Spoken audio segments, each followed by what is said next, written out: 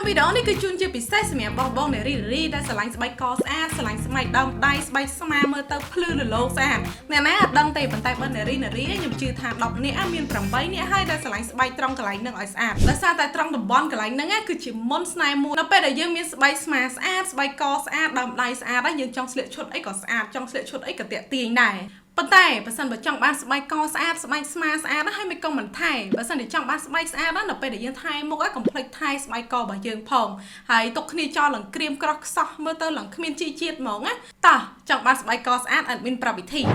ទី1អ្នកទាំងអស់គ្នាគួរតែធ្វើការផ្ដល់ជាសំណើមឲ្យស្បែកករបស់យើងផងដែរហើយផ្ដល់ជាសំណើមហ្នឹងគឺផ្ដល់តាមរបៀបណាគឺផ្ដល់តាមរបៀបនៅពេលដែលអ្នកទាំងអស់គ្នាធ្វើការលាបក្រែមផ្ដល់សំណើមនៅលើមុខហ្នឹងកុំភ្លេចធ្វើការលាបក្រែមផ្ដល់សំណើមម៉ាស្សាទៅលើករបស់យើងផងហើយដល់ពេលដែលអ្នកទាំងអស់គ្នាធ្វើការលាបគួរតែធ្វើការព្យាយាមលាបពីខាងមុខទៅខាងក្រោយដើម្បីបំបត្តិស្នាមជ្រួញនៅលើករបស់យើងក្រៅពីការប្រើក្រែមផ្ដល់សំណើមអ្នកទាំងអស់គ្នាក៏អាចធ្វើការប្រើប្រាស់ជាប្រភេទ retinol ឬក៏អ្នកទាំងអស់គ្នាអាចប្រើប្រាស់ជាពពួកវីតាមីន C ដើម្បីធ្វើការលាបនៅលើស្បែករបស់យើងបានសារធាតុទាំងពីរនេះគឺវាមានអត្ថប្រយោជន៍ជួយជំរុញដល់ការលូតលាស់នៃកោសិការបស់យើងហើយវាក៏ជួយធ្វើការជំរុញដល់ការផលិត collagen ពន្យាភាពចាស់មិនតឹងស្បែករបស់យើងហើយក៏បំបត្តិស្នាមឲ្យខ្មៅបានផងដែរហើយបើសិនបើបងប្អូនចង់ធ្វើការម៉ាស្សាដោយប្រើប្រាស់ប្រេងធម្មជាតិបងប្អូនក៏អាចជ្រើសរើសយកប្រេងដូងមកម៉ាស្សានៅកនិងស្មារបស់បងប្អូនបានផងដែរហើយវិធីបន្ទាប់ដែលអ្នកនរគ្នាមិនគួរភ្លេចហ្នឹងគឺការការពារដោយការប្រើប្រាស់លេការពារកម្ដៅថ្ងៃលាបនៅលើតំបន់កនិងខាងក្រោយករបស់អ្នកទាំងអស់គ្នានេះផង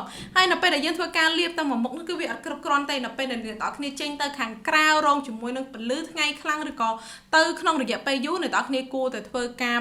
ពាក់អាវឬក៏រ៉ុំកសែងឲ្យជិតទៅដើម្បីការពារស្បែករបស់យើងកុំឲ្យថ្ងៃដុតឡើងអាចរុយនៅលើស្បែកបានសម្រាប់បងដែលគាត់មានពាក់គ្រឿងអលង្ការជាប្រចាំសម្រាប់អ្នកដែលគាត់ពាក់ខ្សែកនៅពេលយប់ឡើងគាត់គួរតែធ្វើការដោះទុកសិនទៅដោយសារតែនៅពេលដែលយើងគេងទៅខ្សែកនោះវាអាចនឹងកកិតជាមួយនឹងស្បែករបស់យើងវាធ្វើឲ្យស្បែកខាងក្រោយនៃករបស់យើងវាឡើងខ្មៅឬក៏ជ្រួញលឿនអញ្ចឹងហើយបើសិនបើអ្នកទាំងអស់គ្នាចង់បានស្បែកកស្អាតស្បែកស្មាស្អាតកុំភ្លេចអនុវត្តទាំងអស់គ្នាអរគុណជួបគ្នានៅវីដេអូក្រោយបាយបាយ